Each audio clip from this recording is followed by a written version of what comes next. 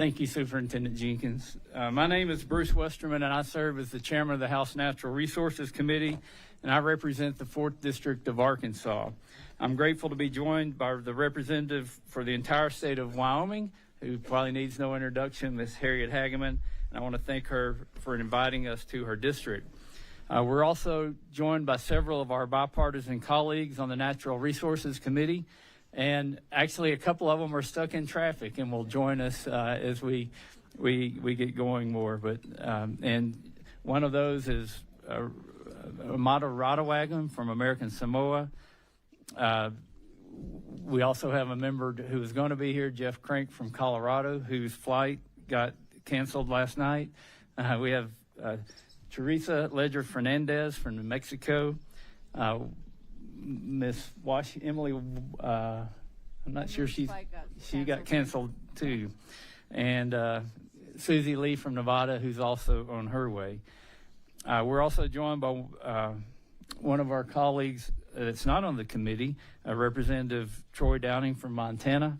And I'd like to ask unanimous consent that he be allowed to participate in today's hearing from the dais. Without objection, so ordered. Before we begin, I'll remind everybody about the rules of decorum for an official congressional proceeding, which that is what we're having today.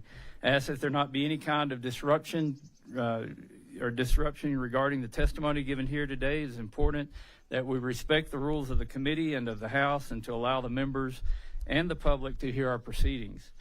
Now we will begin our hearing with an opening prayer. We will be led by Ms. Joanne Goldfarb, a leader in the Jackson Hole Jewish community.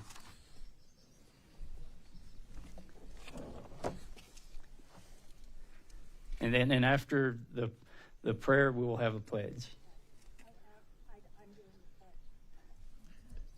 Okay. We'll rise for the pledge. Allegiance to the flag of the United States of America and to the republic for which it stands, one nation, under God, indivisible, with liberty and justice for all. Thank you. Thank you. Hey, Mr. Chairman, I was on the plane too. We also have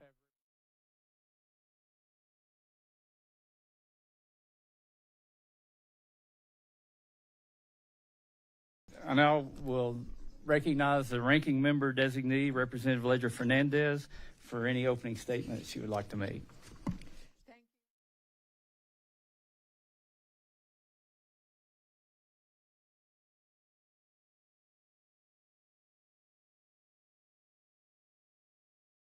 To also every single one of those cars that's stuck in line, the people who are hiking, the boaters, the people engaged in the picnic, everybody, because it is our joint effort that makes our national parks what they are. And it is how we are come to symbolize what America is. America is a place where we all come together and where we all belong. And the place that reminds us best of how we belong are places like this, our national parks, our national treasures. One of the witnesses today in his testimony talked about awe, A-W-E. The awe that we feel in natural places. We can feel awe when we look up at the Tetons.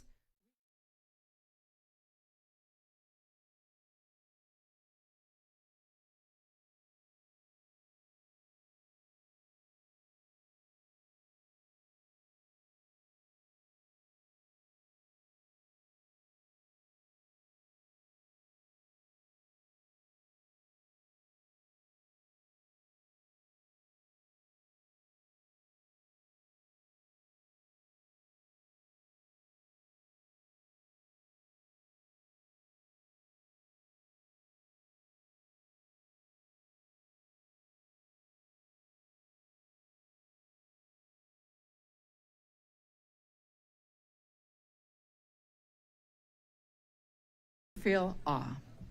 And I want to give thanks to, I wasn't here, I came the year after this law was passed. But I love the fact that it is also a bipartisan law. Imagine that it was passed with your leadership, with the leadership of the late Chairman Raul Grijalva, who I recognize as one of our ancestors now, one of the people who came before us, signed into law by President Trump. This is bipartisanship at work. It has made a difference now in that we have seen projects funded by both aspects of this law, and both aspects are very important across every 50 states. We have heard and driven on how it's made a difference here at Lake in the Grand Tetons. I know in my own state of New Mexico, it is made of difference as well. We value our national parks there. And we know that it is also an interesting combination of both the reliance and the interconnection of energy development, which funds it, and then our beautiful outdoors and conservation, which benefits it, right? That there are ways in which we are interconnected, and we need to value that and recognize that both aspects need to be supported and recognized and honored. Last year in 2024, under the Biden administration, we had the largest output and development we produced more energy than ever before. And I am grateful for that, not just because I happen to represent the Permian Basin, the San Juan Basin, where a lot of energy development happens, but also because then it could fund the good work that we need in Teton, that we need at Grand Canyon, that we need at Chaco Canyon, that we need in parks across our country. I also want to recognize the fact that it is the Park Service and all your employees who get this work done. And that it is important that we maintain the personnel, because it does take boots on the ground to make sure that we protect our parks. And I hope that we restore and we're able to have the full complement of employees at our parks so they can get this work done. So once again, thank you to all of our members who come. Thank you to everybody here who makes this kind of beauty accessible for all Americans and all visitors. Muchísimas gracias. Thank you. Thank you, Representative Ledger-Fernandez. I now recognize the gentlelady from the state of Wyoming, our host today, Ms. Hageman, for an opening statement. Thank you, Mr. Chairman, and thank you for holding this hearing in this beautiful, beautiful spot. I've had several folks that we work with back in Washington, D.C. come and talk to me today about the reception that they have received here and the help that they have received from the National Park Service personnel especially.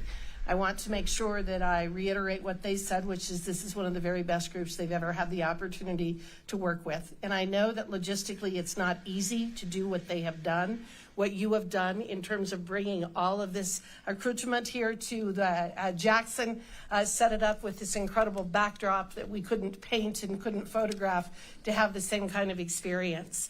I am honored to represent the state of Wyoming, and I'm very honored to be one of the members of the Natural Resources Committee. This is my second term in Congress, and I have definitely enjoyed working with the other members and addressing the issues that we have over the last 2.5 years.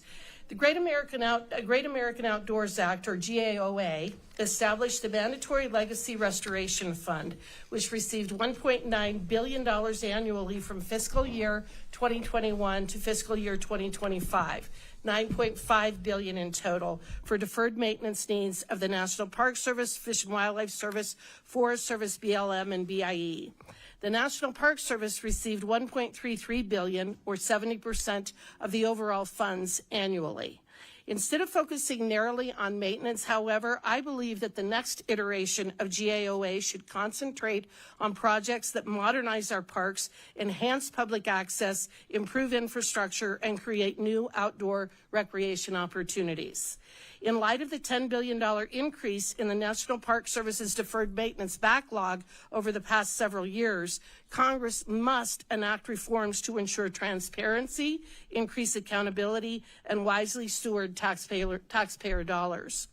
In 2023, 325.5 million people visited national parks, spending an estimated $26.4 billion in local gateway regions, which supported 415,000 jobs and generated $55.6 billion in economic output.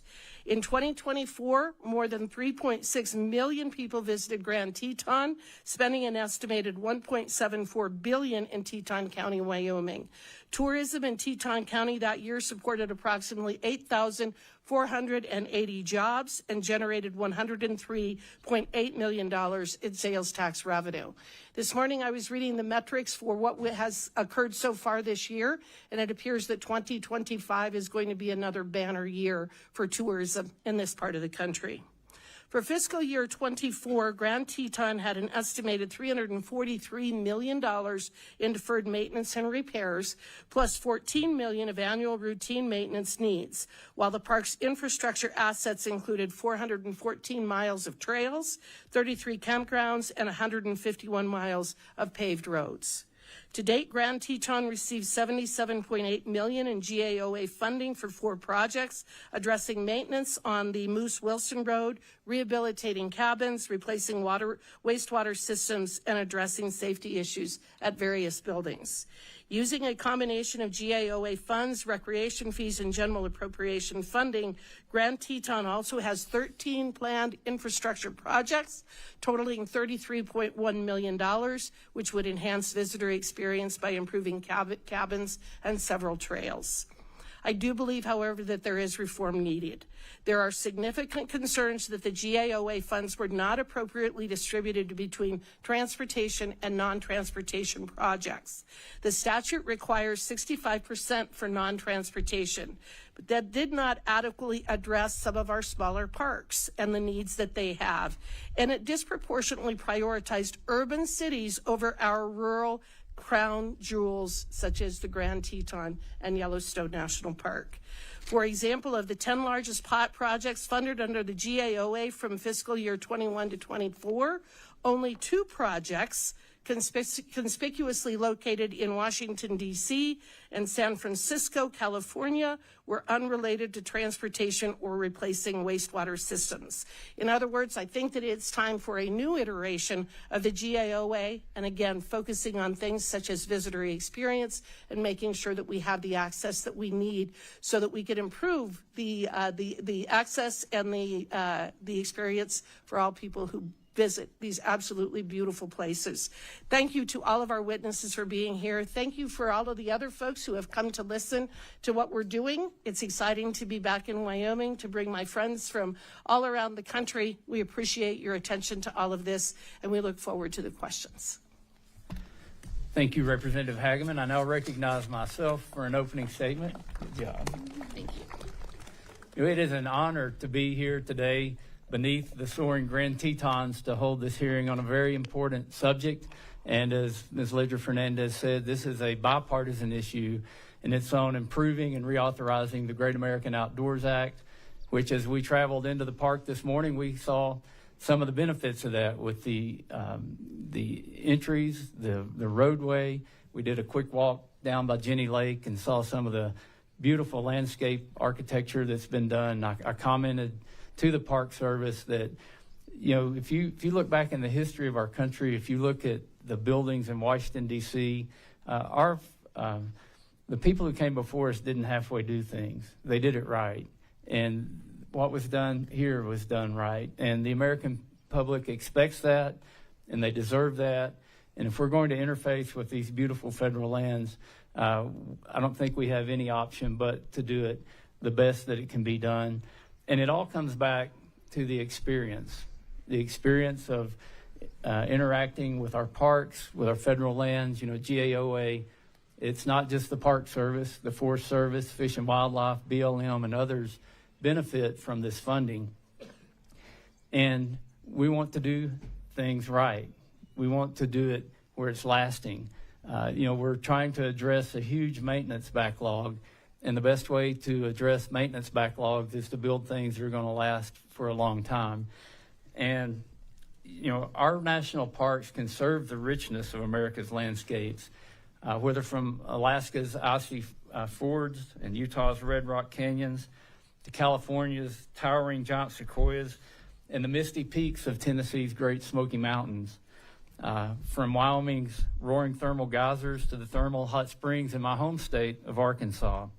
Our national parks also connect us all as Americans and are part of our shared heritage. As I mentioned, I grew up in Arkansas with Hot Springs National Park as my backyard. In the summer, my family and I still love to float the Buffalo National River, to hunt and fish and hike Arkansas's many beautiful trails. As we approach this nation's 250th birthday next year, we're reminded of our shared responsibility not only to effectively maintain these natural wonders, but to create new opportunities for the next generation of American adventurers to enjoy what many have called America's best idea. 5 years ago, President Trump signed the Great American Outdoors Act into law, creating the largest investment in our national parks and public lands in generations. This landmark legislation was designed to tackle long-standing deferred maintenance backlogs and revitalize the infrastructure that more than 320 million tourists rely on every year. As the Great American Outdoors Act approaches its sunset later this month, our task is twofold. First, to examine what worked and what didn't work under the first iteration of the law, and second, to chart a path forward that ensures our parks are modernized, accessible, and ready to welcome visitors for our country's next 250 years. This is important not only for the landscapes we treasure, but also for the communities that rely on them. In 2023, visitors to national parks contributed more than $26 billion to local economies, supporting over 400,000 jobs nationwide. And as Ms. Hageman mentioned, here in Grand Teton, tourists generated an estimated $1.75 billion in spending last year, supporting 8,500 local jobs. But without important reforms, we cannot realize the full benefits of the Great American Outdoors Act, and those benefits can have immense impact on our parks and our gateway communities and the people that visit. During the first round of GOA, more than $200 million was spent rehabilitating the George Washington Memorial Parkway, a commuter highway in Washington, D.C. Think about how far that money could have gone if we'd spent it fixing up bathrooms, modernizing campgrounds, and repairing trails at parks across the country. Millions of families travel to our national parks each year to hike, bike, camp, horseback ride, fish, canoe, or simply enjoy the splendor of America's great outdoors. We need to ensure that investments are made in projects that improve access and create more of those recreation opportunities in our crown jewels, and not necessarily fixing commuter highways in Washington, D.C. Families across America love our national parks, not just for the lifelong memories they create, but because they are one of the last truly affordable vacations. Yeah. But every American family that visited Grand Teton today paid the same fee as international visitors, even though our taxes also subsidize our national parks. We are one of the few countries that do not give a discount to our own citizens visiting the parks. In Tanzania, international visitors to Serengeti National Park pay $83, while citizens pay a mere $4. In Ecuador, international visitors pay $170 more to visit Galapagos National Park compared to local residents. A modest surcharge for foreign visitor fees can be reinvested in our parks to ensure they are maintained and modernized for generations to come. It's important to point out that the Great American Outdoors Act currently receives funding from energy revenue, as Ms. Ledger-Fernandez said. This includes oil, natural gas, coal, and renewables. Through passage of the big reconciliation bill earlier this summer, we created an additional $16 billion in energy revenue. That's enough to keep the program going for another 8 years. Finally, reauthorizing the Great American Outdoors Act gives us the opportunity to better harness the transformative power of public-private partnerships. We're going to hear more about that in the testimony today. Here at Jenny Lake, we can see the benefits of these partnerships firsthand. In my district in Arkansas, $18 million investment in historic bathhouses at Hot Springs National Park facilitated a leasing structure that revitalized Bathhouse Row with new businesses, creating nearly $100 million in economic growth. Here at Grand Teton, we've already seen what GOA can do. more than $77 million has been invested to improve roads, cabins, and trailheads. In Hot Springs, GOA investments are making a difference in repairing and upgrading the Maurice bathhouse. Yet our parks still face more than $23 billion in deferred maintenance. More parks and gateway communities stand to benefit from this funding.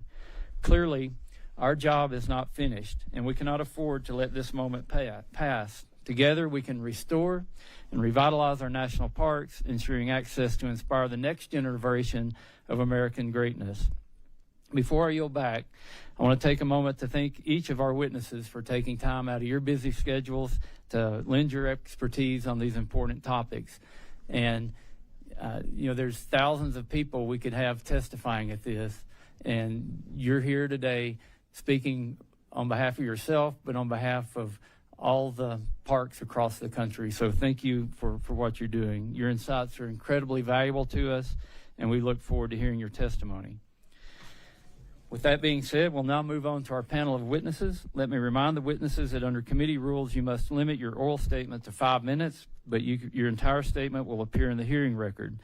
To begin your testimony, please press the on button on the microphone. We do use timing lights. When you begin, the light will turn green. At the end of 5 minutes, the light will turn red, and I will ask you to please complete your statement. And for anybody who's not familiar with congressional hearings, this is the way hearings are done in D.C. or any place else we do them. After the witnesses all make their opening statements, then all the members will have an opportunity to ask the witnesses questions. First, I want to introduce Superintendent Chip Jenkins. He's done an incredible job here, and not only with the Great American Outdoors Act funding, but helping implement programs like the Explore Act that we passed in the last Congress. And if you don't think there's any bipartisanship in Congress anymore, the Explore Act got 100% of the vote in the House, and it got 100% of the vote in the Senate, and the president obviously signed it. And the Explore was about outdoor recreation, which ties in with our public lands. Superintendent Jenkins, you're recognized for 5 minutes. Chairman Westerman, Ranking Member Ledger Fernandez, members of the committee, it's an honor to appear before you today to speak about the Great American Outdoors Act's National Parks and Public Land Legacy Restoration Fund. GOA has been transformative for the National Park Service and has supported significant projects right here at Grand Teton National Park, where I have the honor to serve as superintendent. On behalf of the department, I want to express our deep appreciation for the investment Congress has made in GOA and for this opportunity to highlight the lasting impact it's had in Grand Teton. The reason Grand Teton National Park is a national park is literally looming over us right now. The iconic landscape, combined with unparalleled wildlife.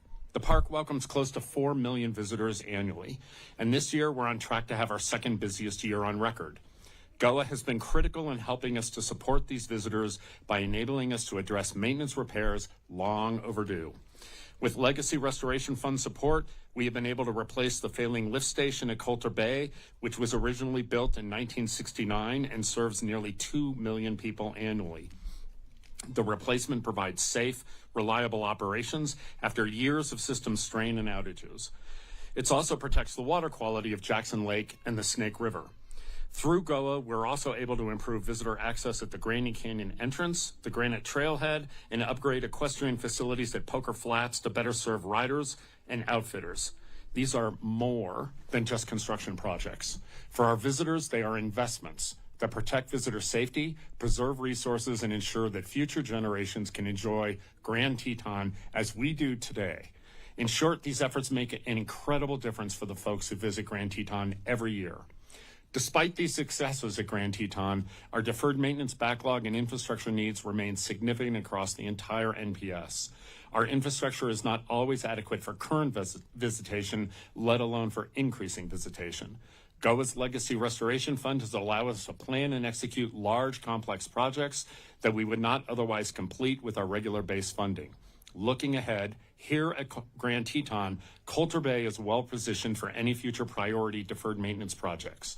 Coulter Bay was originally designed as a pilot for Mission 66, with work starting in 1953 to construct new facilities for the post-World War II visitation. The infrastructure is suffering from over 75 years of wear and tear, and it's not meeting our visitor needs, nor matching the beauty that is Coulter Bay. Central to addressing increasing visitation is our need to effectively distribute people to lesser used areas of the park. We need to rejuvenate the infrastructure to support visitor access for the rest of the 21st century. Just as Mission 66 addressed needs of its time, GOA is allowing us to renew and modernize those original investments to ensure millions of visitors can experience the iconic wildlife and scenery that is America. GOA is particularly relevant as we prepare for America 250th celebration in 2026, when parks like Grand Teton will be called upon to welcome record numbers of visitors. GOA helps to ensure that our nation's most iconic landscapes continue to showcase America's natural heritage at a moment of such historical significance. Grand Teton benefits from extraordinary philanthropic and community partnerships who share in the stewardship of this park. GOA provided the certainty that encourages those partners to step forward with confidence, knowing that the federal government is committed to addressing the park's most pressing infrastructure needs and that their contributions will be more effective. When Congress invests in the backbone systems such as roads, utilities, and facilities, it creates the foundation that allows partners to focus their resources on the elements that inspire visitors more directly, such as education centers, trail enhancements, and visitor amenities. In this way, GO is not only a federal investment in deferred maintenance, it's also a catalyst for additional investment by the private sector and local communities. It allows us to match large-scale essential infrastructure improvements with philanthropic contributions that add significant value and elevate the visitor experience. This model of shared investment strengthens the public-private partnership tradition that's long been part of Grand Teton's story and ensures that every federal dollar stretches further in service of both resources and visitors. A positive experience visiting Grand Teton has ripple effects as visitors generate close to $1 billion in revenue for the local economy, sustaining local tourism, creating good-paying jobs, protecting clean water, conserving wildlife, and ensuring that millions of visitors each year experience a safe, well-maintained park. GOA has vastly improved the visitor experience throughout the national park system. The President's 2026 budget proposes to reauthorize President Trump's GOA Legacy Restoration Fund. The Legacy Restoration Fund is critical to protecting one of America's most iconic landscapes and ensuring that our shared national treasures remain safe, accessible, and inspiring for generations to come. Thank you for your leadership and for the opportunity to share Grand Teton's story. I look forward to taking questions. Thank you, Superintendent Jenkins. I now recognize Ms. Julie Calder, the chair of the Jackson Hole Travel and Tourism Board from Wilson, Wyoming. Ms. Calder, you're recognized for 5 minutes. Good morning, Chairman Westerman, Ranking Member Ledger Fernandez, and members of the committee. My name is Julie Calder, and I am the board chair for the Jackson Hole Travel and Tourism Board, Vice President of Guest Experience for Jackson Hole Mountain Resort, resident of Teton County for more than 25 years, a hospitality professional, and a mother of 2 teenage girls. I am honored to be here to speak in support of reauthorizing the Great American Outdoors Act. In Wyoming, tourism is more than an industry. It is a cornerstone of our economy and community well-being. The leisure and hospitality sector employs more than 38,000 Wyomingites, the highest now on record, and accounted for over 13% of all jobs in the state. Wages in this sector continue to grow and stand at $1.1 billion. In Teton County alone, travel generated $1.7 billion in visitor spending and supported more than 8,400 local jobs. Without visitor-paid taxes, every household in Teton County would shoulder an additional $9,800 in taxes annually to maintain current levels of public services. The Jackson Hole Travel and Tourism Board manages 60% of visitor-paid lodging taxes, which totaled almost $11 million last year. These funds not only support marketing and visitor services, but also core community priorities like public safety, fire and EMS, transportation, parks and recreation, and cultural preservation. We see ourselves as stewards of both the visitor experience as well as the community experience. Our work is deeply connected to our federal land partners. Jackson Hole is fortunate to sit at the doorstep of Grand Teton National Park, Yellowstone National Park, the Bridger Teton National Forest, and the National Elk Refuge. Together, these lands welcome more than 4 million people each year. Our partnerships with the Park Service, the Forest Service, and our local government allow us to invest core stewardship initiatives like visitor education, as seen here, public land ambassadors, wildlife safety campaigns, also exemplified here, all designed to protect our resources while ensuring a world-class visitor experience. At Jackson Hole Mountain Resort, we see guest experience as central to that responsibility. Our team is committed to delivering a world-class visit that balances high expectations with the realities of increased demand. We've taken bold steps to manage the guest journey end-to-end, including modernizing reservation systems, implementing daily capacity limits, investments in transportation and parking, limits on tickets and pass sales, and real-time digital communications.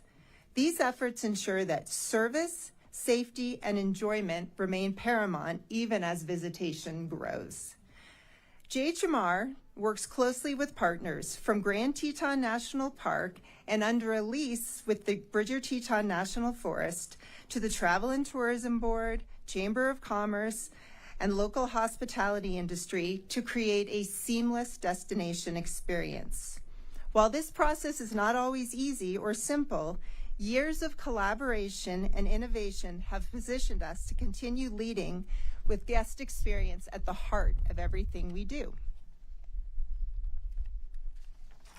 These approaches demonstrate how public and private sectors can work together to balance access, sustainability, and economic vitality.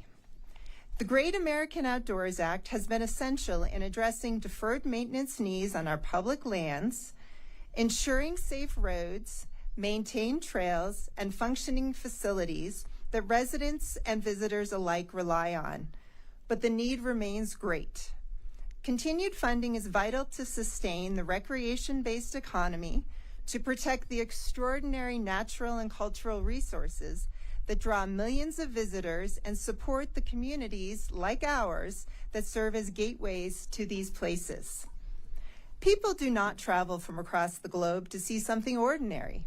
They come to Jackson Hole to experience landscapes and wildlife found nowhere else on Earth.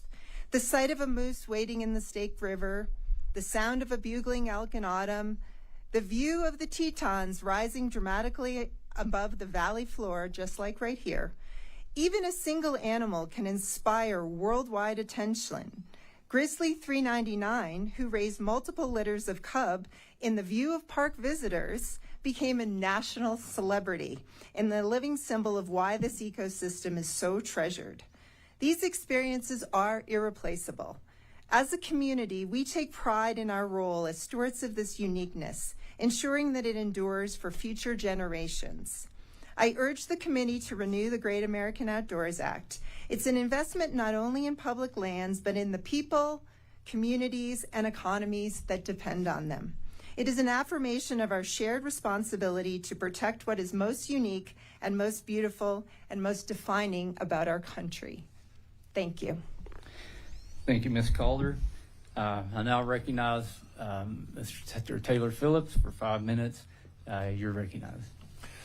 Thank you, Chairman, Ranking Member, members of the committee. Thank you for being here today and then for the opportunity to testify. This past weekend, my family enjoyed time under the Tetons on Lee Lake. We used park restrooms, trails, boat ramps, and backcountry campsites. I'll never forget lying on the beach under Mount Moran with my children, listening to a loon in the distance as they marveled at the Milky Way. America's greatness isn't measured in skyscrapers, but by the landscapes that inspire awe and connect us to each other. Our national parks and public lands are the very soul of this country. My name is Taylor Phillips. I'm the founder of EcoTour Adventures, a guiding company that helps visitors connect with this ecosystem through wildlife viewing and natural history interpretation. I also founded Wildlife for Tomorrow, a program of the Wyoming Game and Fish Department's nonprofit partner, the Wildlife Fund. And then we connect travel and tourism businesses with conservation. In addition, I serve on the boards of the Wyoming Office of Tourism and the Wyoming Outdoor Recreation Business Alliance. When I started EcoTour Adventures in 2008, it was just me. Today, we employ 40 individuals with livable wages, full health benefits, and retirement. These are real jobs in the tourism space. This year, our payroll will reach approximately $2 million, directly reinvested in our local economy. We are one of more than 70 guiding companies in our region, and last year, together, we introduced over 81,000 visitors to this park. This story is repeated across the country where small businesses thrive because of our parks and public lands. In Grand Teton, I see every day how committed the NPS is to protecting the resources, partnering with the local community, and providing the best possible visitor experience. But our businesses also depend on the basics, the roads, trails, restrooms, campgrounds, and without them and without healthy wildlife and access to public lands, our livelihoods vanish. We faced this before. In the 50s and 60s, Mission 66 modernized visitor centers, campgrounds, and roads, preparing the Park Service for a new generation. It was a bold investment that paid dividends for decades. The Great American Outdoor Act is delivering a 21st century Mission 66. GOA has begun addressing decades of deferred maintenance, making parks safer and more welcoming. But much remains. Take Coulter Bay, one of the park's busiest areas where outdated infrastructure struggles to keep up with visitation. GOA's benefits reach beyond northwest Wyoming to our national forests, BLM lands, and other federal lands from the Red Desert to the south to the Bighorns in the north. These dollars must be invested wisely, expanding access while protecting the very resources that make these places special. GOA is one tool to assure that the visitor economy stays intact. This is more than conservation, it's smart investment. Studies show every dollar invested with the Park Service generates about $10 in economic return through visitor spending, job creation, and local economic activity. Representative Hageman, thank you for being here today. Your support for reauthorizing GOA would send a strong bipartisan message that Wyoming values its public lands, wildlife, and its economic future. In addition, I ask that the entire Wyoming delegation support the movement to strategically make this investment. In Wyoming, wildlife drives our economy. Travel and tourism is our second largest industry after energy and the largest private sector employer. Visitors don't come to see gas stations. They come to see this and the wildlife and intact ecosystems and landscapes. That's why we created Wildlife for Tomorrow. Already more than 90 Wyoming businesses have invested in wildlife conservation because they know their livelihoods depend on it. This is where GOA and the Wildlife Crossing Pilot Program work hand in hand. GOA keeps lands whole. The crossing program keeps them connected. The pilot program is working, but needs will not end in 5 years. That's why I urge you all to help make this a permanent program. John D. Rockefeller Jr. said it best, very integral in the creation here of Grand Teton and other national lands. I know of no expenditure of money in my life that I can look back upon with such satisfaction as the money I have given to these parks. Wildlife and public lands aren't just part of our heritage, they're part of our future. Thank you for your time and your commitment to the great American outdoors. Thank you, Mr. Phillips, for your testimony.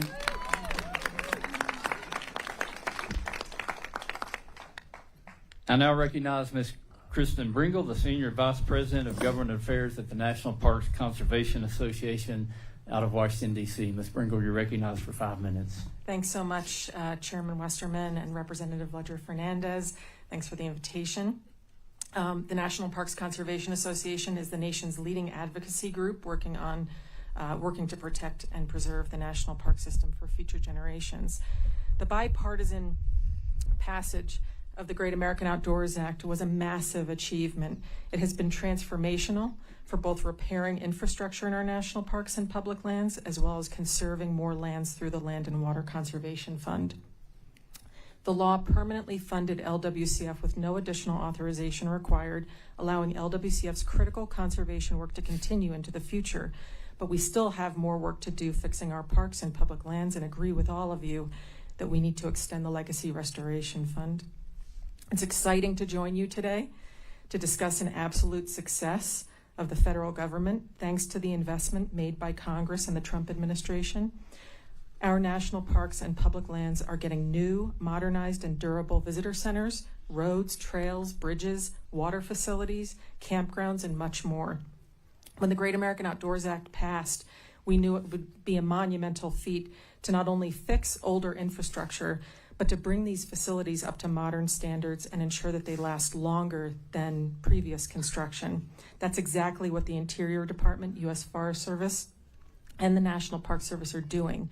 The Park Service in particular is meeting its historical preservation mandates while better protecting ecosystems. The Maurice Bathhouse in Hot Springs is preserving the original architecture and also safely upgrading the facility to attract new leaseholders, like you were talking about, Chairman.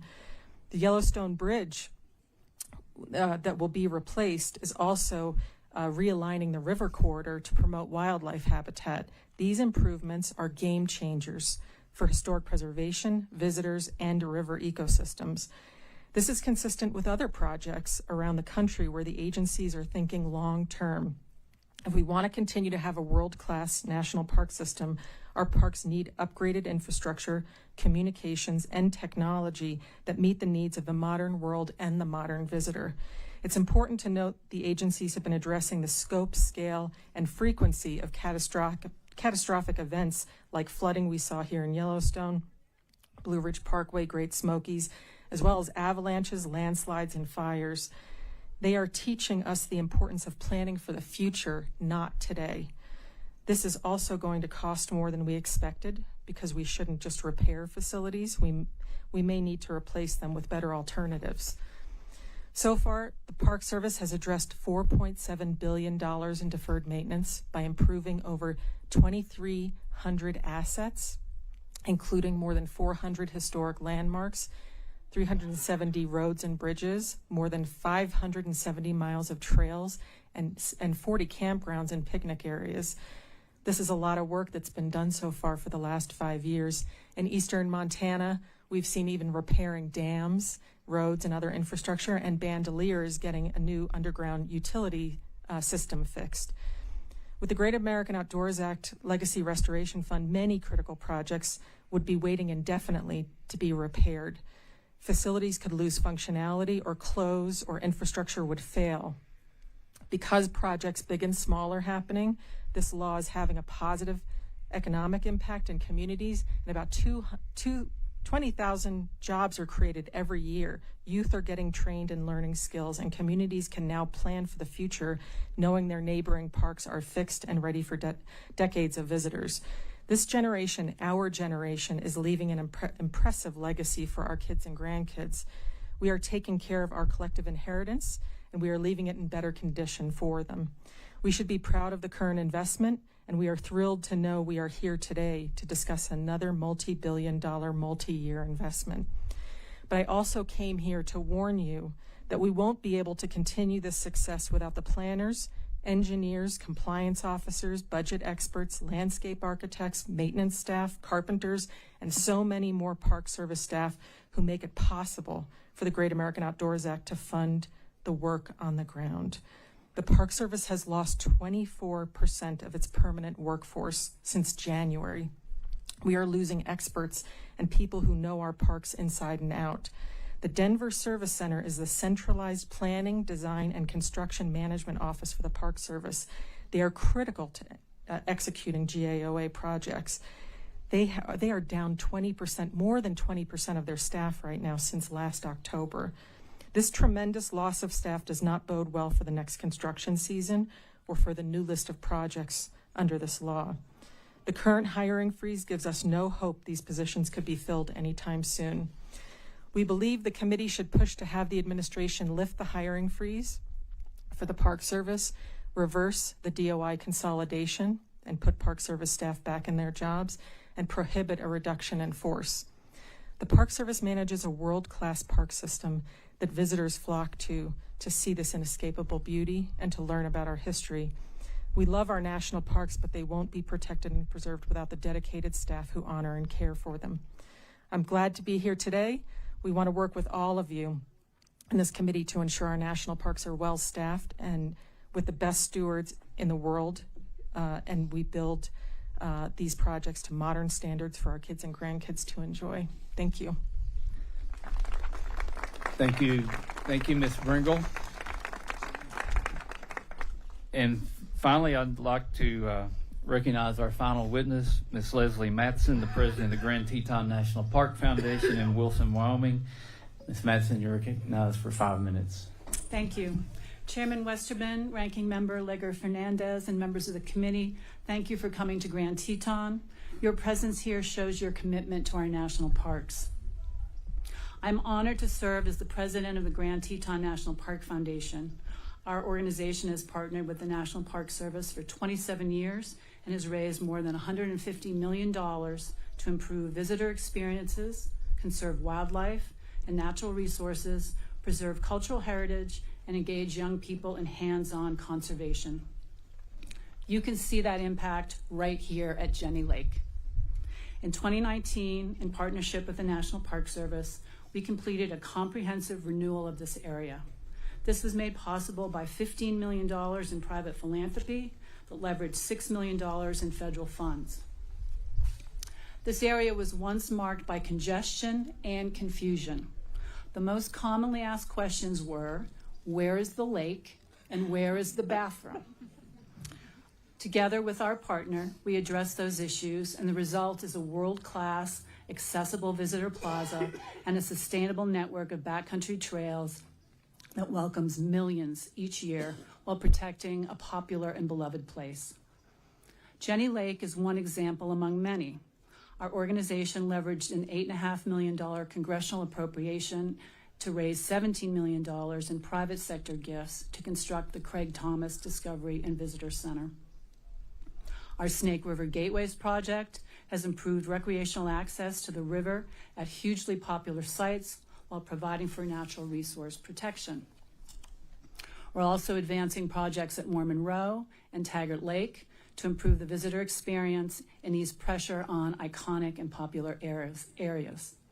Over the past 2 decades, our philanthropic investment is commonly more than double the federal investment for these major capital initiatives.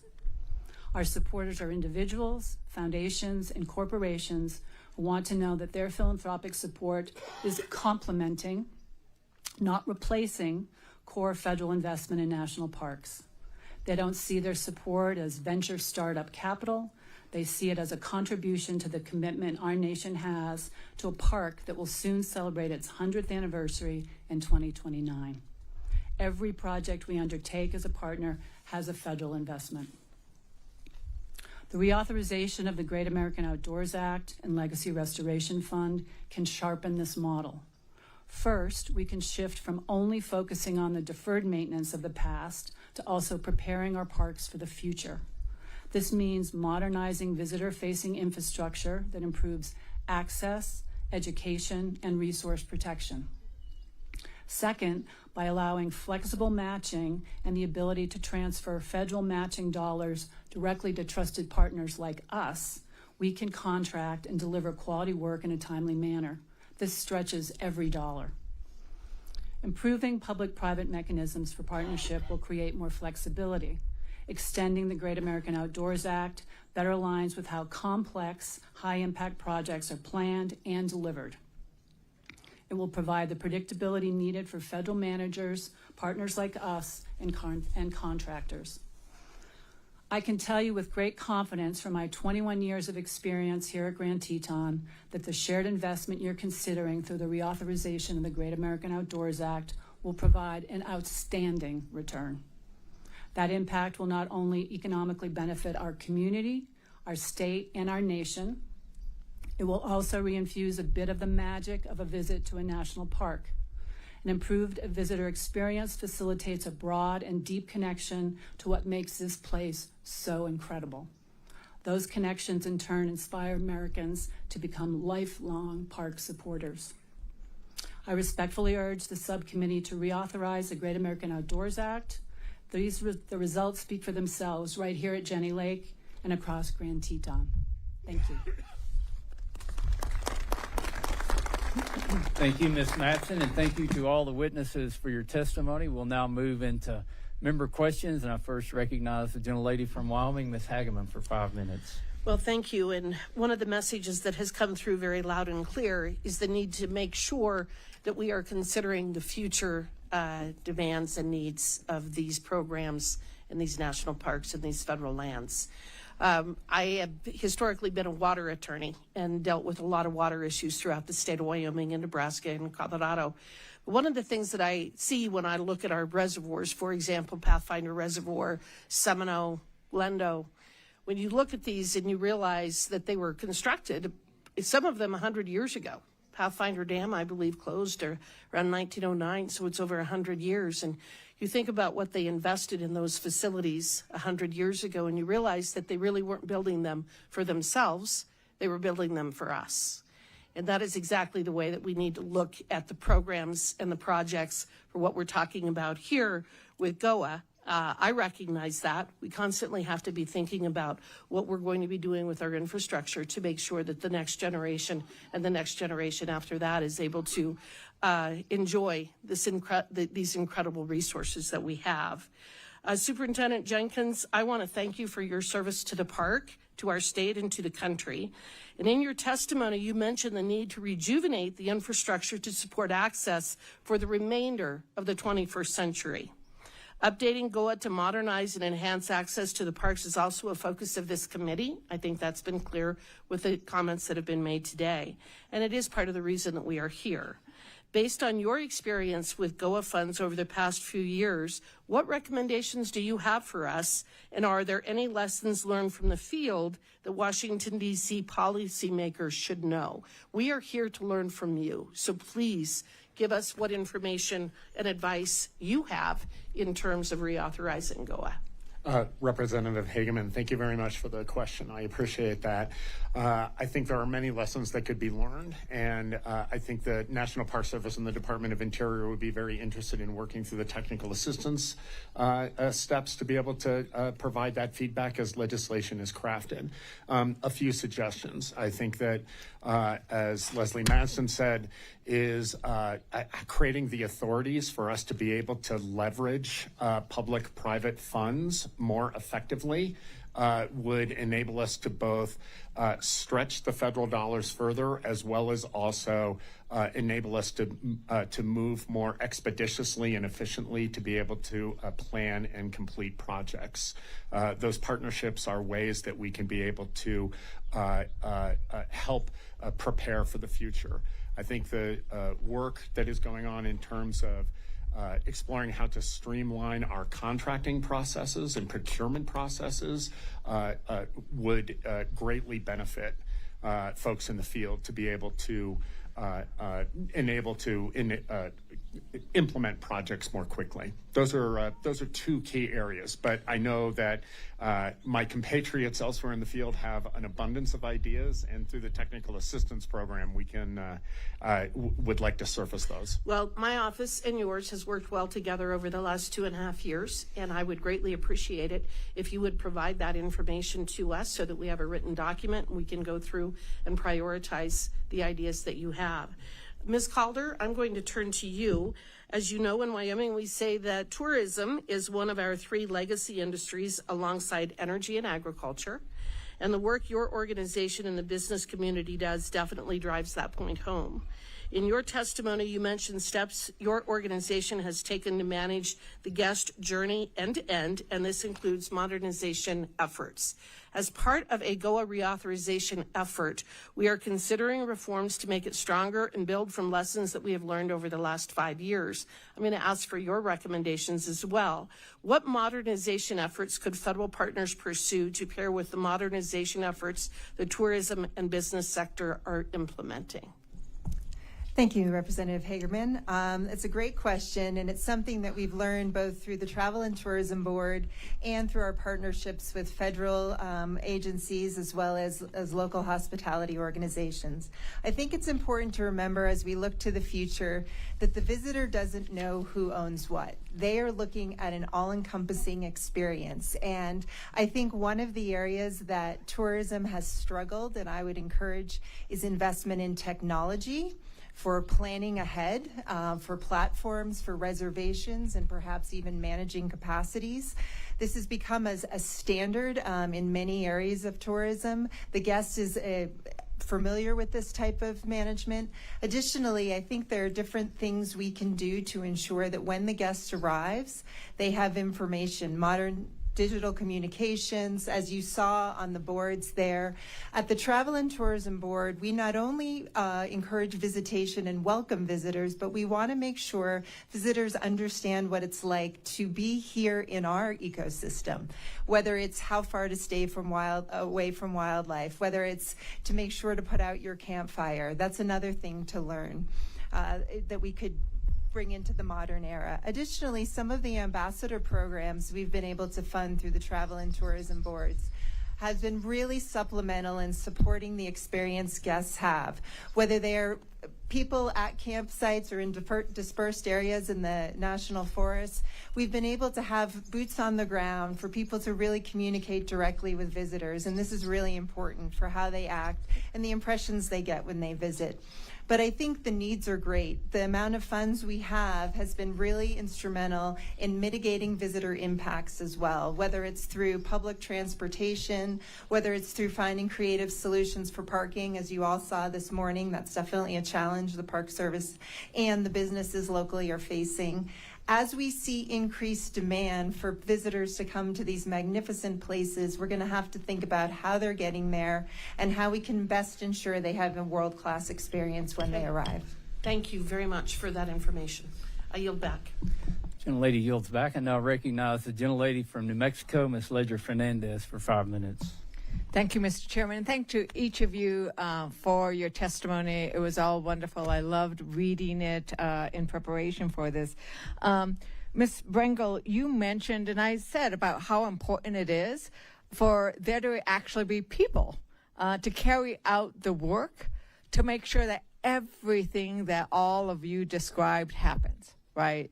Things don't appear, right? It takes people to run the park, to run the concessions, to take the tickets, to whatever we're charging to whomever, to actually, say, do you have a pass? Here, this is what it costs. Here's some safety information that is important. As we pointed out, President Trump's actions to reduce the federal workforce, we now have the Park Service about 24% down on permanent staff since January. President Trump also suggested a $1 billion cut to the National Park Service. The support for the National Park Service is so evident because Congress, both on the House and the Senate side, rejected those cuts and actually directed that there be full staffing and that we make sure that we staff enough to meet our mission. Can we meet our mission with a 24%, 25%, or $1 billion cut? No way. There's no way. And we actually did we looked at the budgets of all of the individual park units, and our analysis was that 350 park units would essentially have to shut down. And nobody wants that. Everyone here loves our national parks. And so a $1 billion cut is simply unreasonable. And when you think about the Park Service budget, it's 1/15 of 1% of the entire federal budget. So I don't think that was really a realistic recommendation that was made, but Just to add to what you said about the Park Service staff, even this summer was tough on many parks. We saw visitor centers have reduced hours, search and rescue staff diminished, maintenance staff diminished, people coming off of trail maintenance to do custodial work. Even this summer was unsustainable. So part of what we're coming to talk to all of you about today is making sure that we sort of reverse some of these actions that have been taken and lift the hiring freeze. One of the things I hear from superintendents a lot in the last couple of months is vacancies. We need to fill these positions, especially leadership positions throughout the Park Service. And I think it's really important that we increase the morale so that people aren't worried that they're going to lose their jobs, right? Because so they want to work for the Park Service. They want to work because it's such a great job. Like my son, I need to tell you, this is his dream job, what you have described. And I have taken them hiking across that lake. We got on a boat 10 years ago, went across that lake and hiked up to Moran and all those wonderful places. So it is inspiring. But we need to make sure we have that morale. I wanted to just quickly, Ms. Mattson, we need to remember that this isn't just, we have a maintenance that's really important, but we also have the Legacy Restoration Fund and the Land and Water Conservation Fund, which are key because we need to both conserve and make sure that we add those lands that are essential. Can you speak quickly about how the LWCF helped your coalition acquire the Kelly parcel and why that was important for the Grand Teton National Park? Yes, thank you for that question. We actually used it twice for the acquisition of two parcels, the Antelope Flats parcel in 2016.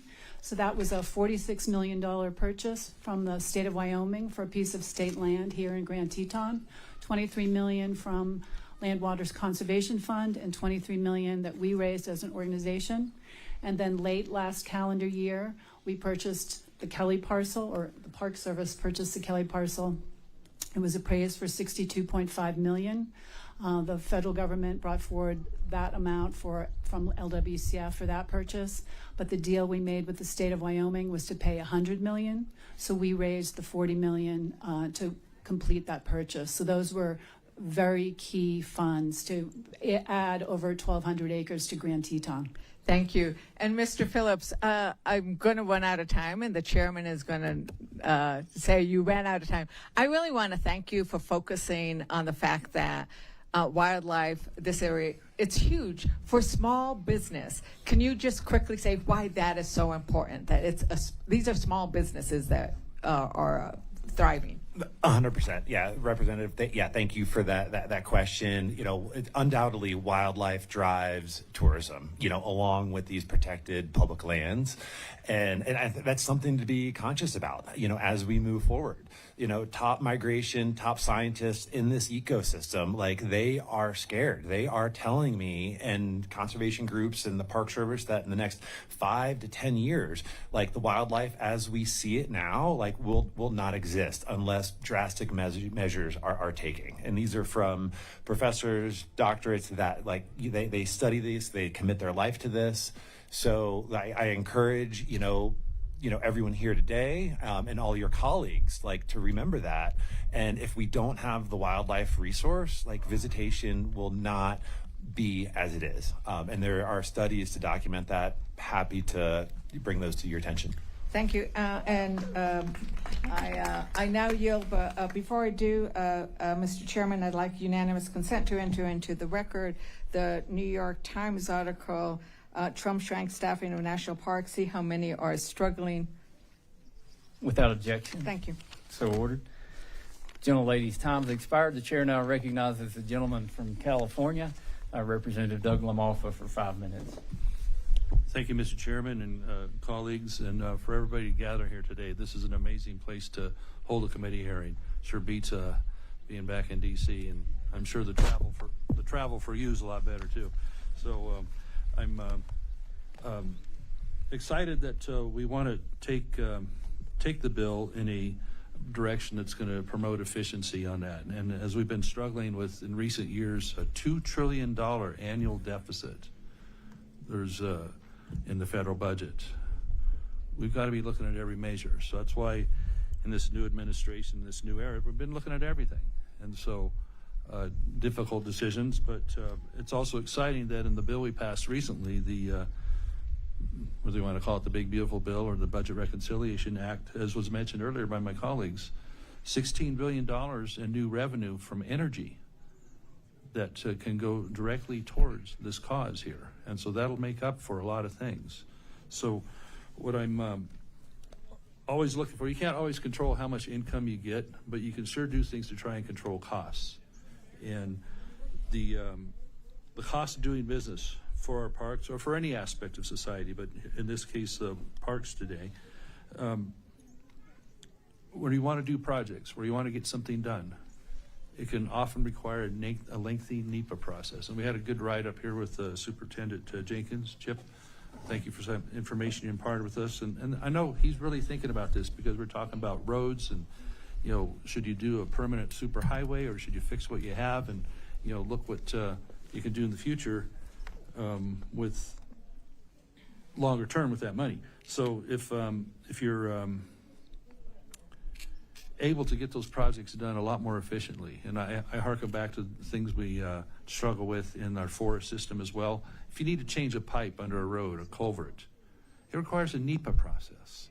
Now the road's already there, the pipe is already there. So as that applies to parks, Mr. Jenkins, tell us a little bit about what you have to face when we know that in the last version of the bill, 35% of the money,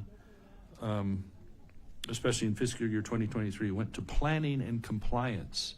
35% of what the money was put forward in GOA, 35% in planning.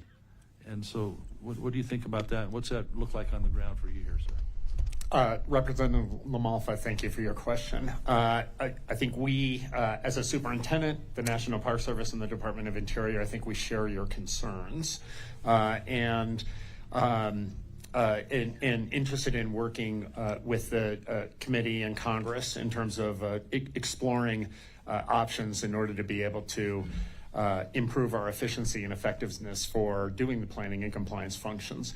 Having said that, it's also, I think, important to understand, as we've heard from testimony here, is that we're in the forever business, and we are here to be able to care for the natural and historic resources, and we want to make sure that we have highly efficient processes that allow us to make decisions quickly and to ensure that we both spend our funding wisely and also are making decisions that are protecting the resources that we are charged as stewards to be. I want to drill down, though, more on the NEPA aspect and even Endangered Species Act, because if you watch the fireworks in our committee sometimes, where we have these discussions, just trying to move the ball a little bit to have better results, quicker results, and still achieve good environmental goals, we need to have reforms to NEPA and Endangered Species Act.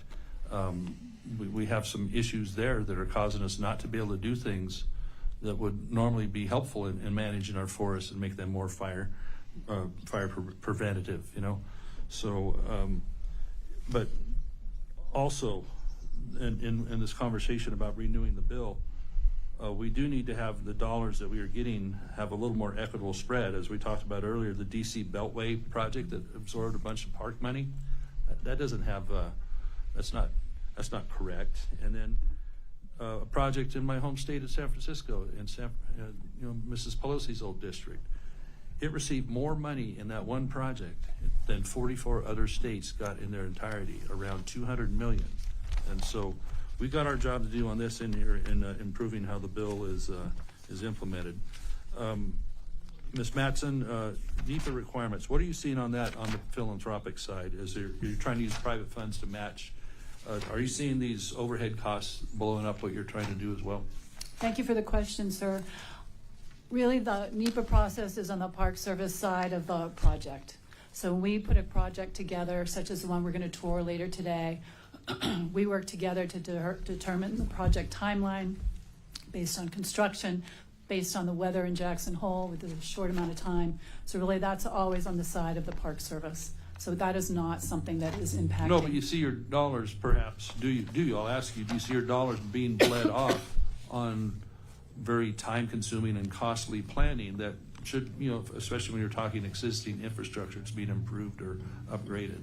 Yeah, thank you for the clarification. Really, those expenses are on the park side of the ledger. As I mentioned, when we do projects, we bring funding to the table, they bring funding to the table. Our funding is for the extra special. It's the stone walls, it's these so we're not seeing that impact. Well, you don't directly. I need to yield back here, but the bottom line is there's less money going towards the projects. As hard as you work to raise the money, even if it's just federal money, your money doesn't get to go as far because of all the delay and extra cost that really doesn't make the project better or even more environmentally sound. So with that, thank you, Mr. Chairman. I'll yield back. Gentlemen's time's expired. The chair now recognizes a gentlelady from Nevada who's gone through the woes of travel to get here. Ms. Lee, you're recognized for 5 minutes. Great to be here. Thank you all, and thanks to all the witnesses. As a lifelong outdoor lover and a representative of a state with the most public lands south of Alaska, my vote for the Bipartisan GO Act was one of the most gratifying for me and my constituents.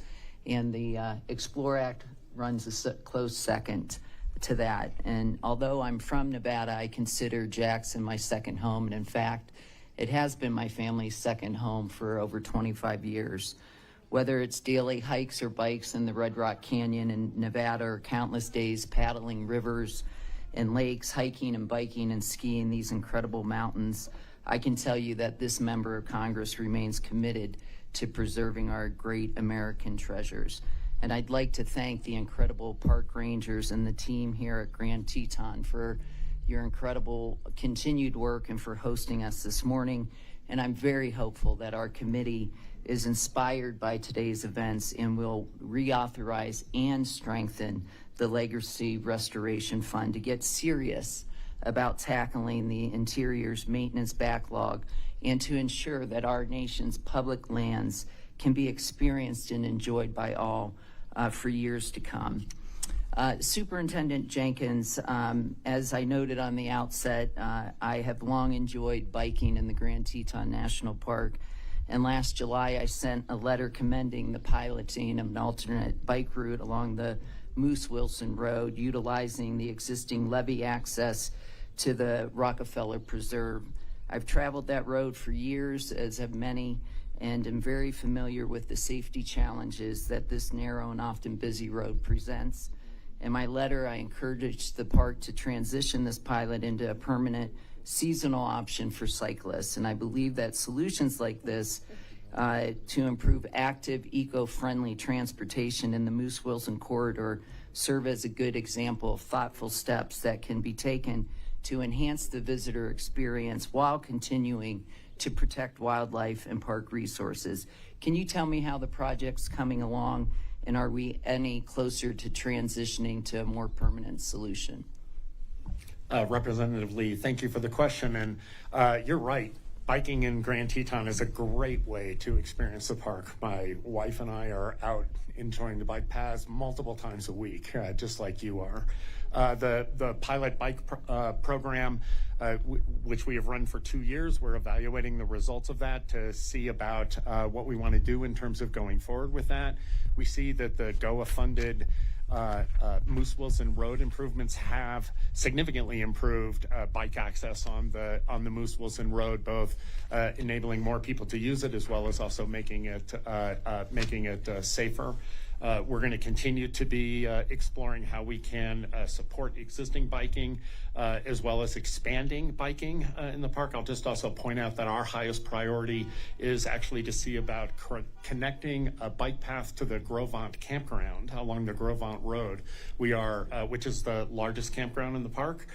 We are seeing a significant increase in families trying to ride from the campground along the Grovant Road, which carries high-speed traffic, and we really want to make that a safer experience for everybody.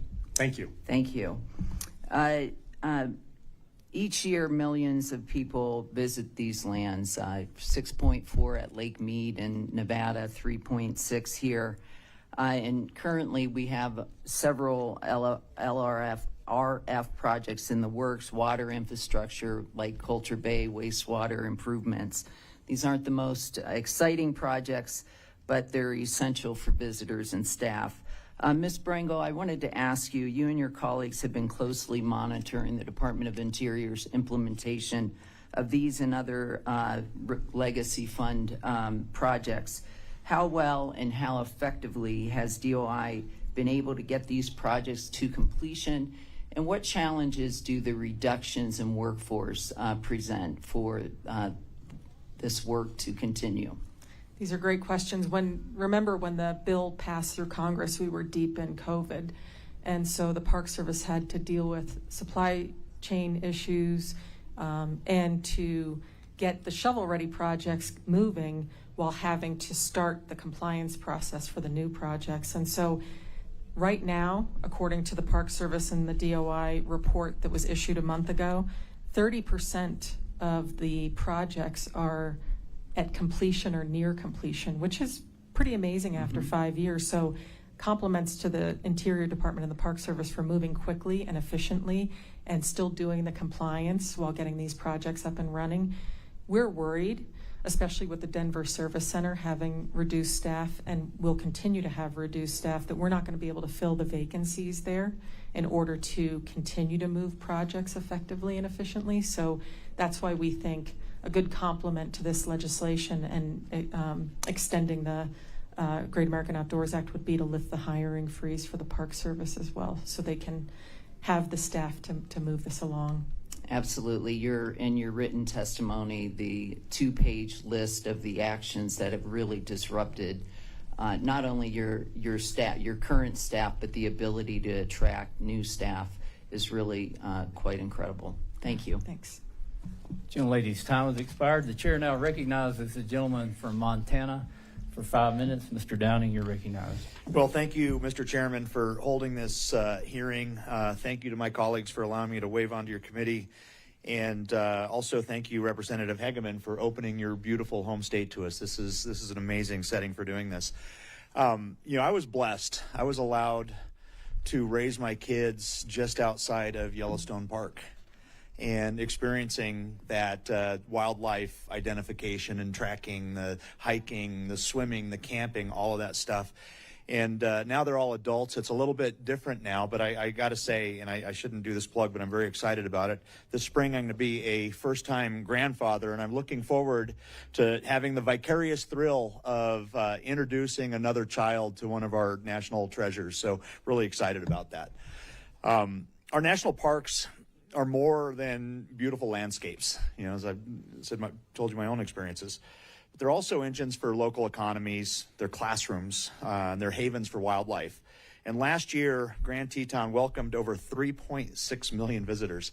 That's more than 3 times the population of my home state of Montana.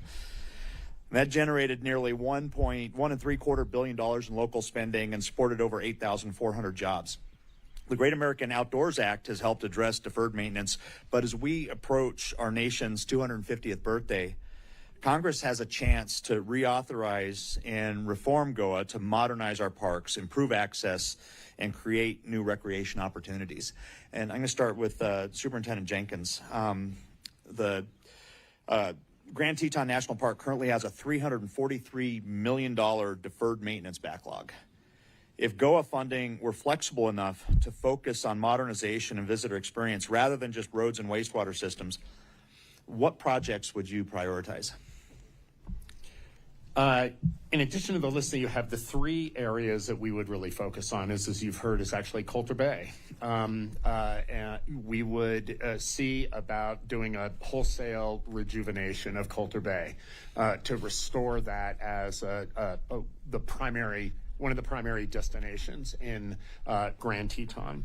As I just mentioned with Representative Lee, priority in terms of increasing bicycle vehicle safety out to Grovant Campground, our largest campground in the park. And then third is to meet the need of our visitation, which is there's a large percentage of people that love to drive through the park and take in the views and stop at pullouts. It would be a priority for us to see about rejuvenating and revitalizing places like Oxbow Bend, Willow Flats, the Snake River Overlook, to really have those places more welcoming for both private visitors as well as also the commercial tours that make use of those. Outstanding. Thank you for that. I'm going to move on to Ms. Mattson. How has the foundation leveraged GOA funding to attract private support, and what strategies could be applied nationwide to maximize public-private partnerships while keeping parks affordable for all Americans? Thank you for the question. The majority of the funding that we've leveraged for projects has been the Centennial Fund, Floria funding, et cetera. So the GOA funding has focused on the deferred maintenance projects that Superintendent Jenkins has mentioned to you. Those projects, those deferred maintenance projects, are really the ones that we're not going to participate in, generally speaking, and looking backward. A new sewer system is not one. I'm good at my job, but I'm not sure how effective I could be in raising funding for a failing sewer system. So we've used other funding sources to leverage our private philanthropy up until this point. Well, thank you. I'm going to move on to Ms. Calder. How do well-maintained and modernized parks impact local economies and tourism-dependent communities? And what would be the economic consequences if needed improvements were delayed? Thank you, Representative. That's a great question. I think it would be a twofold result for the visitor. I think it would be not only there, without the infrastructure, it makes it very hard to attract visitors because the place starts to get the reputation that it's not a great experience when they arrive. And I think we continue to see increased demand for people who want to experience the national parks, whether it's people who live down the road or live in another continent. So I think without the continued investment in the parks, in the forests, in the resources that we have here, we're going to start to see people not have the experience. It won't be a world-class experience. And I just don't think that we're going to be efficiently moving people around the destination and being able to experience all it has to offer. We are all so blessed and lucky to be here, and we want to share that with people who visit. We do that in our messaging, and we want to make sure that we deliver on what we describe. We invite people to come and enjoy this as we welcome them here, and we want to ensure that when they arrive, they get the experience that they had hoped for when they dream. We often say in the Travel and Tourism Board that we're in the dreaming phase. We create a lot of content to make people dream about coming here. I personally came here on vacation one year and never left, actually. So I think that's where we need to deliver. We need to ensure that what we're saying to people in their dreaming phase is what they then experience in these outstanding public lands and through our local communities. It's all connected. It's one big ecosystem, and we have to continue to work together. Well, thank you. And unfortunately, I've run out of time, but I want to thank all the witnesses for being here. And with that, Mr. Chair, I yield. Gentleman yields back. And I recognize the gentlelady from American Samoa. I've had the opportunity to visit a national park in her congressional district. And Ms. Radewagen, I recognize you for 5 minutes. Thank you, Chairman Westerman. Talofa lava, Taiao Manuia.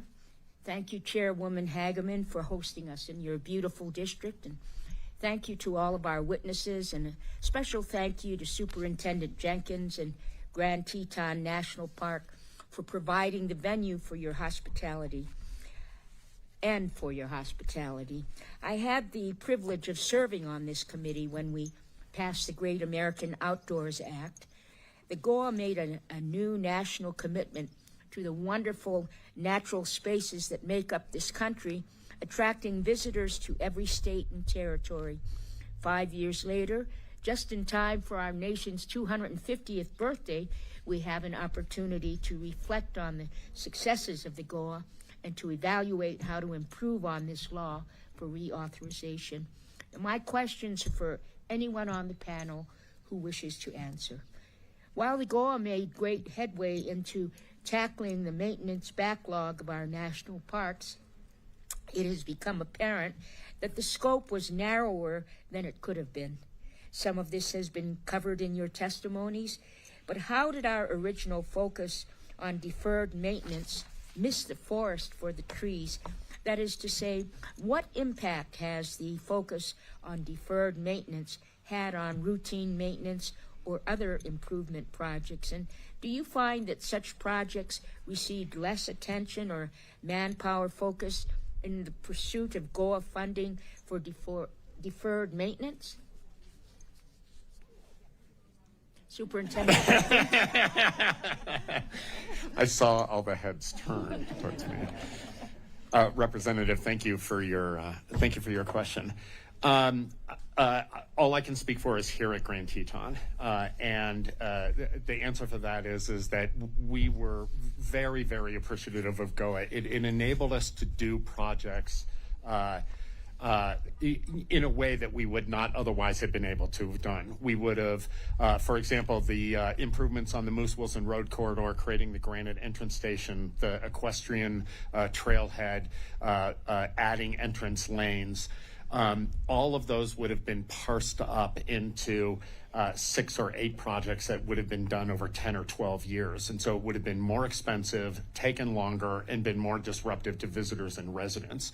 And GOA enabled us to package that together and to be so much more efficient in terms of getting those projects done, which in turn enabled us to be able to, we took a moderately hard road to maintain and now have a paved road that is easier for us to maintain. And so we were able to now reallocate resources to doing work elsewhere in the park. So thank you very much. And to add, when we originally lobbied on the bill, and we started working on deferred maintenance issues 20 years ago with the committee, and these issues were being raised by the Bush administration at that time, we knew Yellowstone was in dire need of money for the Loop Road and Grand Canyon, the water pipeline. We were coming to all of you, begging you for this money to upgrade, all of these national park units. What we did back then, when we were designing the original Great American Outdoors Act, is you'll notice a line in the bill that allows all of the agencies to add other projects to an existing deferred maintenance project, because we said at the time, if you're repairing the roof of a visitor center, that's your moment to also improve other aspects of the building as well. So we actually added that to the bill with the foresight of thinking this will allow the Park Service to not only take care of this asset, but also improve upon it. Well, now we've learned after 5 years that little provision, that little sentence in the bill has been very meaningful for all the agencies and has allowed them to replace buildings, to add features. The Lewis River Bridge is a great example. More parking, improved trailheads, better visitor access. And so what I would do is take a look at the bill again and make sure that modernization piece is more prominently in the bill. But we still have so much deferred maintenance with the Park Service. We still have parks that desperately need more money for projects. So we'd hate to lose the emphasis on deferred maintenance because we still have a lot of assets in poor condition. So let's keep lifting up the parks while modernizing them, because I think it's working out really well right now. Yes, please. Representative, thank you. And I think a piece of a larger picture that certainly should be and needs to be considered, right? We look at visitor trends, and visitor growth is growing exponentially. And also, how visitors use the parks and these landscapes evolves and changes over time. So as we invest in, important deferred maintenance projects and modernization, certainly need to be conscious of those elements. I'm out of time. Thank you, Mr. Chairman. I yield back. Ladies, time's expired. I now recognize myself for questions. Superintendent Jenkins, Grand Teton is unique. And we had this conversation earlier. There's some statistic out there that says across the national parks, something like 90 or 95% of the people never get more than 100 yards off of the path. But you called Grand Teton a backcountry park because the trails are used so much. My idea when I became chairman of the committee was that we promote conservation through access, when we can get people into the parks, when they can see things and have that better experience. That anticipation the experience shouldn't be a letdown from the anticipation. It should be even better than the anticipation. How do we use GOA to do what you've done here across the other parks? Wow, that's Mr. Chairman, I appreciate the question. Let me start with saying yes, as I think it is important to understand that visitation, first of all, visitation is not like a thermometer where the number goes up or down. Visitation is more like a balloon. In the last 15 years, visitation at Grand Teton National Park has increased 15%. But over that same 10 years, trail use has gone up 25%. So while we have more people here, we also have more people on trails, or we have people recreating differently, more people floating on the river, more people working with guides to climb the Grand. And so what we're doing here at Grand Teton is we are trying to look out 10, 15, 20 years and anticipate the growth of visitation and where we need to make substantial investments in infrastructure in order to be able to support that visitation. So as you've heard me say already is Coulter Bay is a place where on an average day, we can have 10 to 11,000 people. We actually believe that we can accommodate more people there. Right. But in order to be able to do that, we need to make sure that the toilets flush. We need to make sure that people have places to park, that they have a park ranger to talk to get their questions answered, a place to be able to get lunch. If I can move on, another thing that you did with GOA was put the new lanes in, the horse trailer station just past the entryway. What a great use of the funds to allow people to get into the park more. I know that in talking to Secretary Burgum, he wants to streamline the visitor experience of getting through the entryways. You've used GOA to do that, but also there may be ways to use better computer systems and reservation systems to make that work. But I think a key component of it is the partnership with the private sector, whether it's through the Park Foundation or through the concessioners. An amazing thing we have here with Teton Village is it's not part of the park, it borders the park, and it allows access to the park and to the private park. And Ms. Calder, you said people don't travel to see something ordinary. I agree. They travel for that experience. You also said visitors don't know who owns what. You had another great quote that I couldn't write down fast enough, but thank you for that. Can you talk about how, from the private sector, you're able to work in harmony with the park and create that seamless transition where visitors come here and have a better experience, and by the access that you provide at Grand Teton? Yes, it's a great question, and I think that the most important thing to say to that end is that we all work together. We're constantly communicating, we're thinking about the visitor journey from end to end, and we are connected logistically, or we touch each other, but also in the way we treat the visitor experience. We, as the Travel and Tourism Board, we want to make sure when people come here, they get to experience all of it. And whether the guest comes to the parks, which they probably will, or in the national forests, or in the gateway communities or the towns, we're always trying to ensure that when they come, it's easy for them to get around. We educate them on what they can do and try to give them some advice on how to experience our destination to its fullest.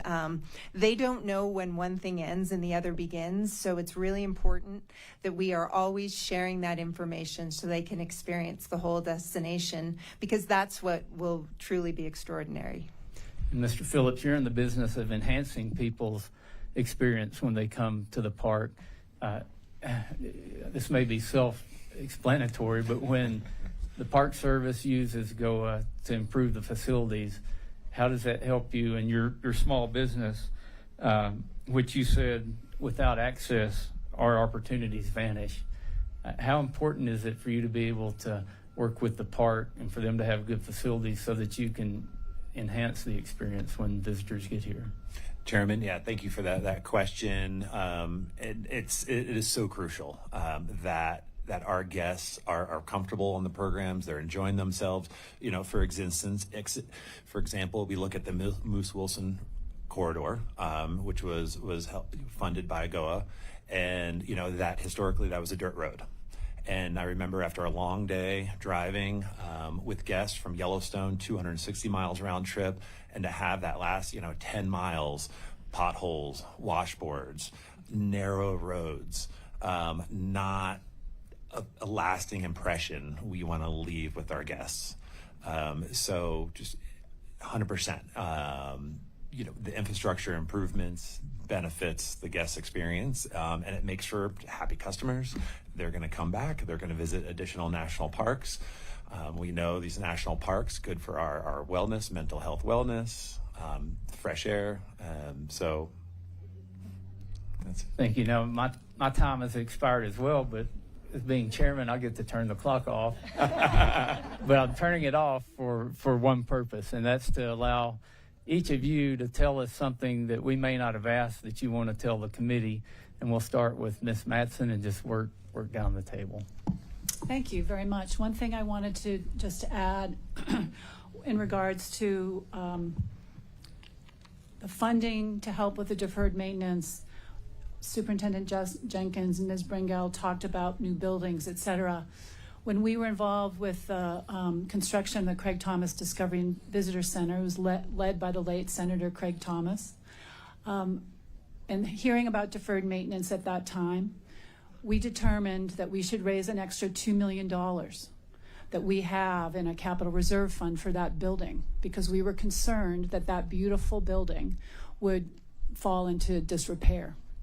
So I just encourage you, as you think about the reauthorization of this bill, to consider the new things that you're bringing money to and thinking about making sure that they stay at the level at which they are, because then we're going to just continue, right, to compound the deferred maintenance. So we did that on the private sector side, and so with the visitor center, if the Park Service has an element that needs to be updated or whatever, they come to us with a request, and we fund that request, and that's private funding that is helping to support that building. Thank you. Ms. Bringell? Yeah, we want to play the long game with all of you. We want to make sure that we don't dig another hole for 30 years, 40 years from now. So one thing that we want to make sure that you all are considering in the bill is something to take care of cyclical maintenance moving forward. And Senator King brings this up all the time on the Senate side when we talk about Great American Outdoors Act. But if we are going to create a fund, can we do something that is even longer lasting to make sure that the Park Service can continue to make the repairs over time? And what we've seen with appropriations is it just hasn't kept up with maintenance over the years, and I feel like we work on this with every administration and every Congress. So if we could think about a pot of money that we could create that would last even further than the number of years that we'll have for this bill, and help pay for cyclical maintenance, I think that would really help the Park Service. Yeah, those foreign visitors fees might be an opportunity to do that. Yeah, and I think Anelia, your wonderful staff person, which I can say out loud on camera right now. And we would all agree. Yes, she's amazing. She and I have talked about this, and could we sort of use that money sort of long-term to pay for that, just as when we increased the senior pass during the Centennial Bill, that money continues to grow for those projects under the Centennial Bill. So this could create something for cyclical. Thank you. Mr. Phillips? Thank you, Chairman. And yeah, a couple points I'd like to make. One is what an incredible opportunity it is for the private sector to be working within our public lands. And I feel, and my team, we feel incredibly fortunate to have that opportunity to connect visitors, to help the service interact with these visitors and connect them to the landscape. And it's been interesting over my 20 years working with the Park Service here and seeing different administrations come and go, different superintendents come and go, and staff. But we have one of the best right here in Grand Teton, as I think y'all know. Some other things to consider. Other things that we should consider keeping the visitor economy intact, right? I'm very passionate about that. It's my livelihood. And I think for one, the visitor economy is a pathway to protect these incredible natural resources.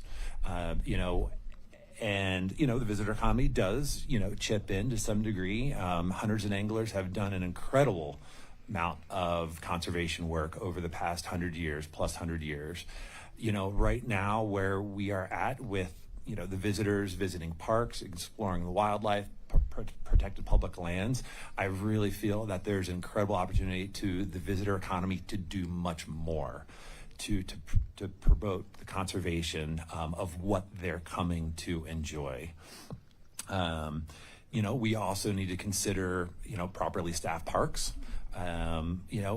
The Park Service concession office here, they do a phenomenal job talking to them on the phone like they are stressed, they're burnt out, and it's something for consideration. I think, empowering local leaders in park units around the country, local superintendent leaders to have authority, I think is incredible. And then also, and I love what came out of Congress recently, like giving authority and directive to local superintendent leaders to better engage the local county and town governments. I think that is crucial. Thank you, Mr. Phillips. Ms. Calder. Yes, thank you. So I would say the Great American Outdoors Act invests in our greatest natural treasure, the parks and the public lands, and this impacts millions of people who visit. It changes people's lives. I would also reiterate, when you invest in parks and public lands, you need to invest in people. The people are what make it all work. Outside of the infrastructure, the parks and the national forests and these public lands need personnel and people on the ground and people in administration to make sure they can execute on all the things that the visitor is expecting and to run these areas smoothly. So I would encourage the committee to consider how people impact the visitor experience and when people come to these public lands as well. And lastly, I would just say, as we sit here under our skyscrapers, the Tetons, I think that the parks and the national forests and the public lands around the country are something everyone gets to experience, and it's an investment in our entire country. So I would feel proud of that. Superintendent Jenkins. Mr. Chairman, thank you so much. I have a couple of points. The first I would say is that I have worked all over the country. Sorry. They're used to this. Right? Yeah. There's magic in this place. There's magic in this place because of these people. The community here I think in this magic, there is something that the Park Service, the department, Congress can learn about in terms of the collaboration between the state of Wyoming, Teton County, the town of Jackson, and the business community. The way that we work together to be stewards of this place. Sorry. It's a heartfelt sentiment. I apologize for that.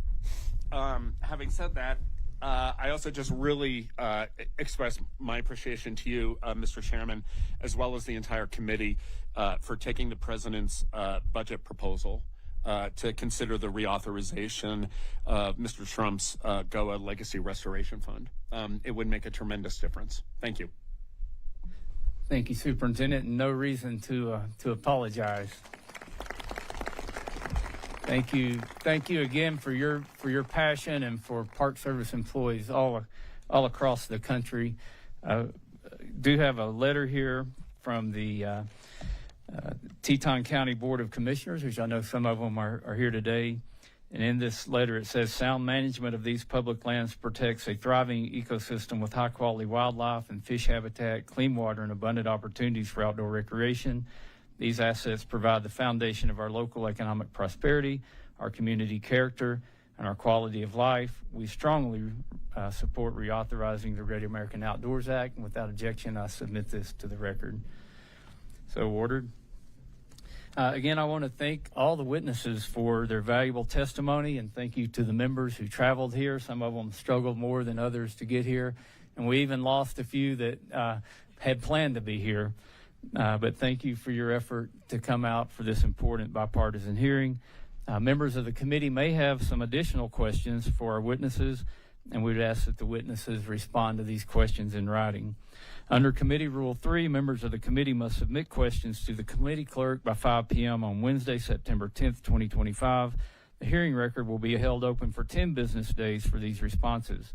I'd like to direct any interested members of the public to fill out one of our comment sheets, which are available on the table by the exit. You can also pick up a postcard which has more information about how to follow the committee's efforts to reauthorize and improve the Great American Outdoors Act. Finally, I encourage everyone to visit the Committee on Natural Resources website, naturalresources.house.gov, where we will post a video recording of this hearing. You can also find information about the committee's work expanding and improving recreational access to our nation's wonderful parks and public lands. If there's no further business, without objection, the committee stands adjourned.